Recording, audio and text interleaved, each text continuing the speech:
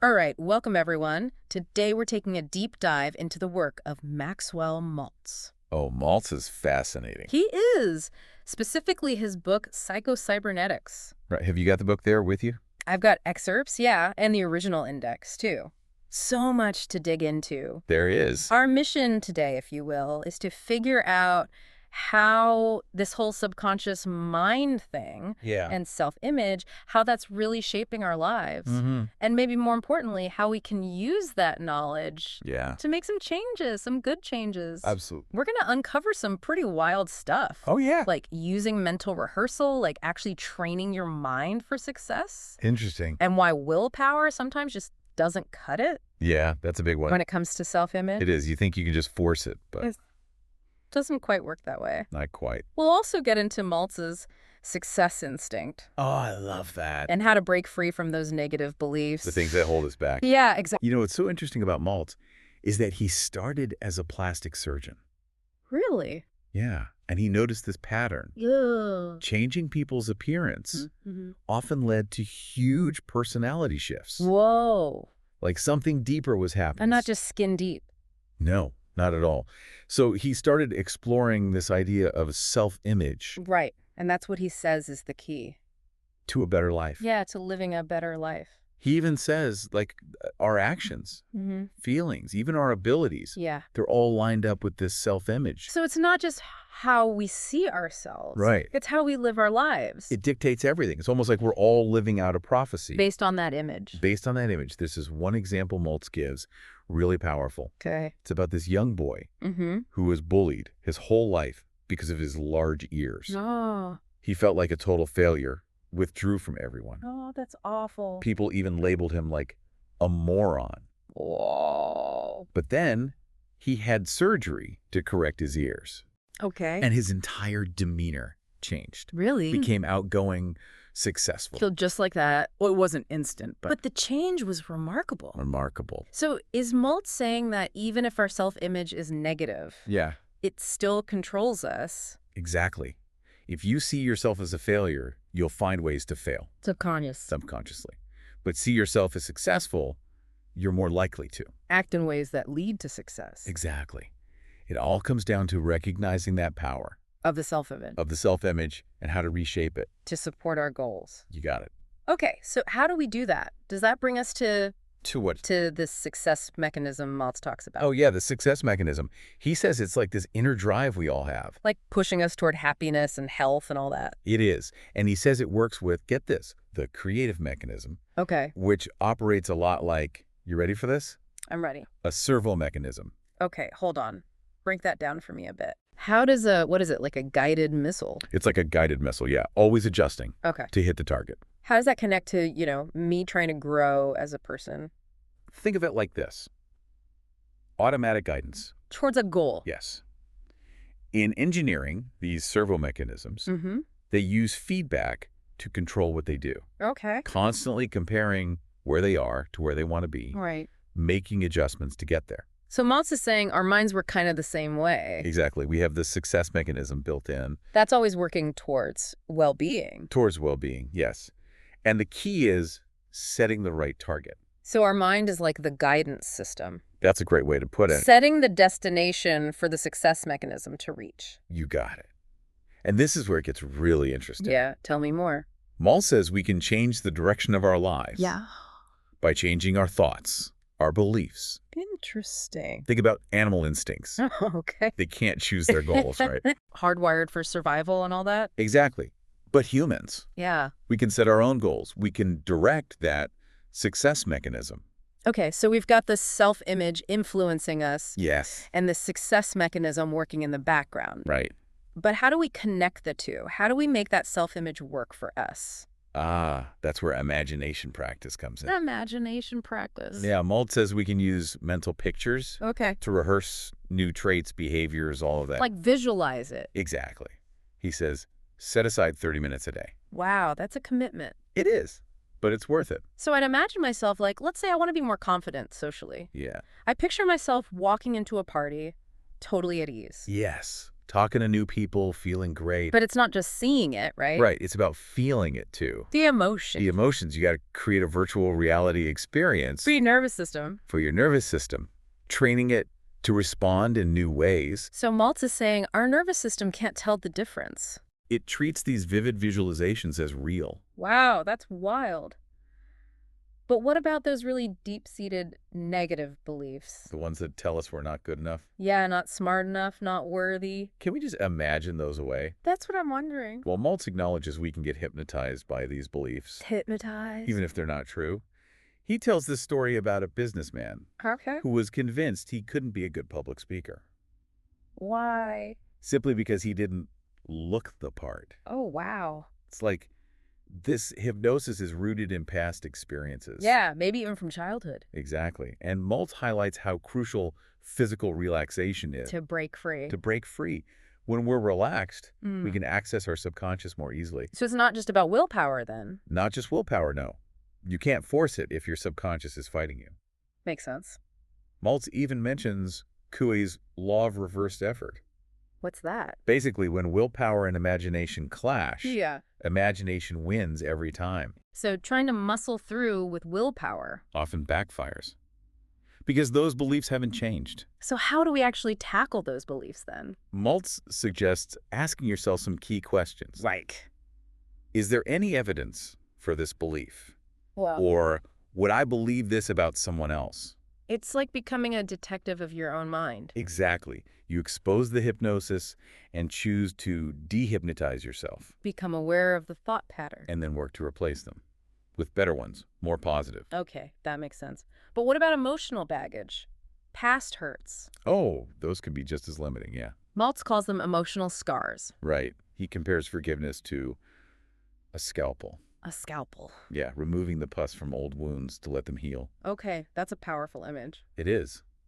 Maltz sees these scars as protection. From getting hurt again. Exactly.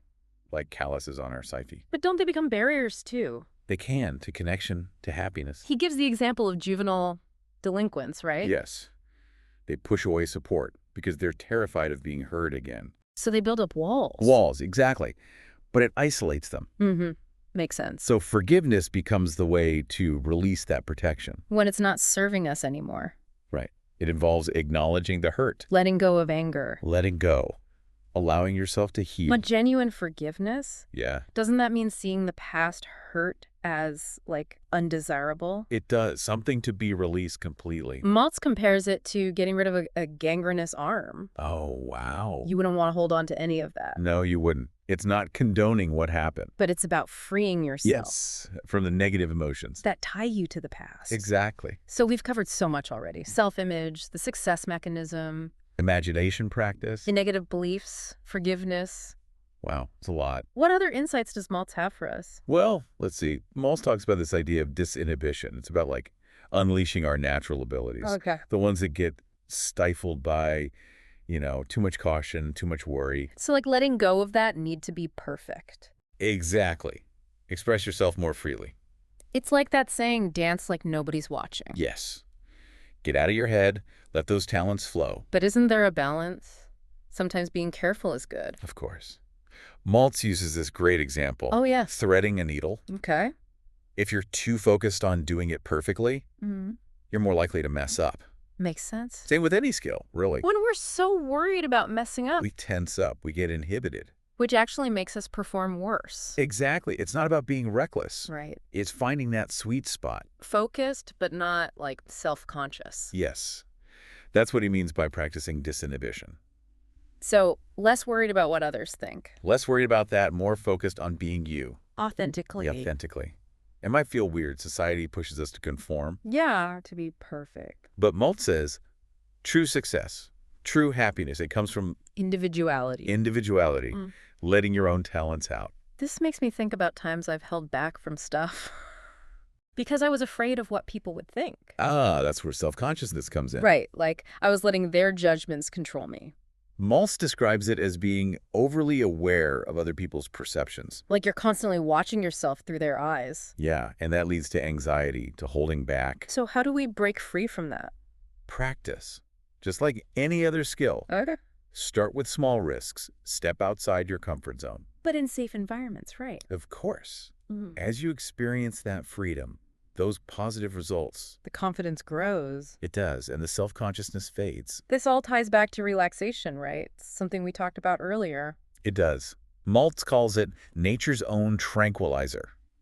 I like that. He says it creates like a psychic screen. A screen. Yeah, protecting us from all those disturbing stimuli. So are you saying inner turmoil comes from overreacting? Often, yes. Over-response to events, to situations. So when we relax, we're turning down that alarm system. Exactly. And we can respond more calmly, thoughtfully. Maltz uses this great analogy, Old Faithful. The geyser. Yeah. It erupts dramatically, releases all that pressure. So we need to blow off steam, too. We do. Find healthy ways to do it when the pressure builds. Makes sense. It's realizing we don't have to react with intensity to everything, We can choose to be calm. even in tough situations. So relaxation is more than just chilling out. Way more. It's crucial for managing our emotions. Speaking of which, Maltz talks about this winning feeling. Oh, yes. That feeling of success we can cultivate. It's like tapping into some well of positivity. It is. He tells this story about Les Giblin, Who's that? successful salesman, sales manager. Okay. Dreamed of being a lecturer on human relations. Sounds interesting. He had the expertise, but not the confidence to speak publicly. What held him back? He thought he didn't have the right look, the right personality. But But then he found, by really imagining himself as a successful speaker. feeling those emotions like confidence. Exactly. He shifted his self-image. Eventually, He achieved his goal. he did. Started small, practiced with friends, Baby steps. baby steps, and his confidence grew.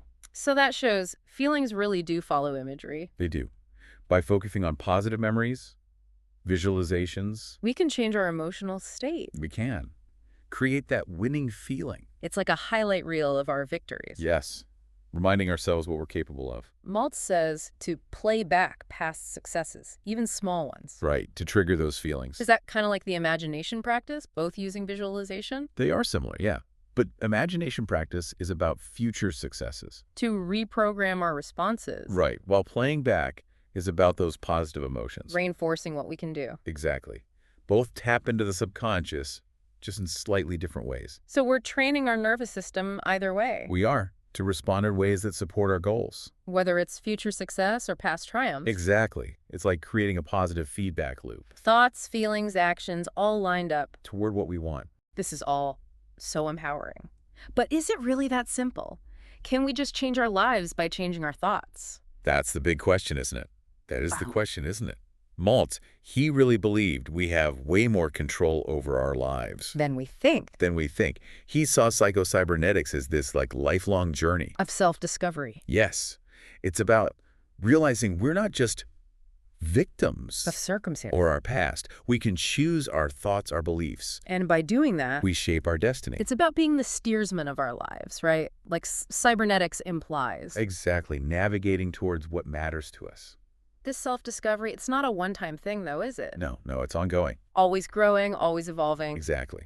Becoming the best versions of ourselves. Embracing the good and the bad. The challenges, the opportunities, all of it. It's not about reaching some perfect endpoint. Right. It's about enjoying the journey, realizing growth never stops. This is getting kind of deep, philosophical almost. Well, Maltz did explore those areas. Nature of consciousness and all of that. Yes. But he always brought it back to practical stuff. Techniques we can actually use. Exercises, things to improve our lives. It's a blend of science and psychology and philosophy all in one. It is. It speaks to our minds and our intuition That feeling that we have more power. than we give ourselves credit for. Yeah. It's like bridging that gap, our conscious desires. And those subconscious beliefs, habits, Figuring out how our minds work. and using that to create the life we want. Maltz's insights are making me think, how can I be more intentional? About shaping your own reality. Yes. But he also talks about self-acceptance, doesn't he? He does. Yeah. It's not just about striving for some ideal. It's about accepting who we are now. In this moment, that's where true happiness comes from. Accepting ourselves, flaws and all. Exactly. Recognizing our worth no matter what. It's like the foundation for growth and change. It is. When we reject parts of ourselves, We block our own energy. we do. Maltz believes self-acceptance unlocks our potential. Helps us live more authentically. Authentically and fulfilling lives.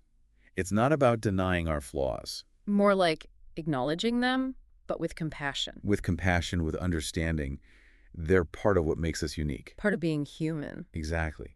Embrace it all, the light and the shadow. The good and the bad. When we accept ourselves fully, that's where self-love comes from. And then we can grow without fear. Without judgment. Mm. This leads to another interesting point Maltz makes. Okay, what's that? He says our behavior doesn't define ourselves. What do you mean? We often think because we did something. It makes us a certain type of person. Yes. We equate actions with identity. So if we mess up, we label ourselves as failures. Instead of just seeing it as a mistake. As one action. It doesn't define us. This makes me think about all the times I've beat myself up over stuff. Dwelling on past mistakes. Letting them shape how I see myself. Maltz says break free from that cycle. Separate actions from identity. We're all capable of making mistakes. And they don't diminish our worth. He suggests use verbs for actions, not nouns for being. So instead of, I'm a failure. Say, I failed at that thing. Yes.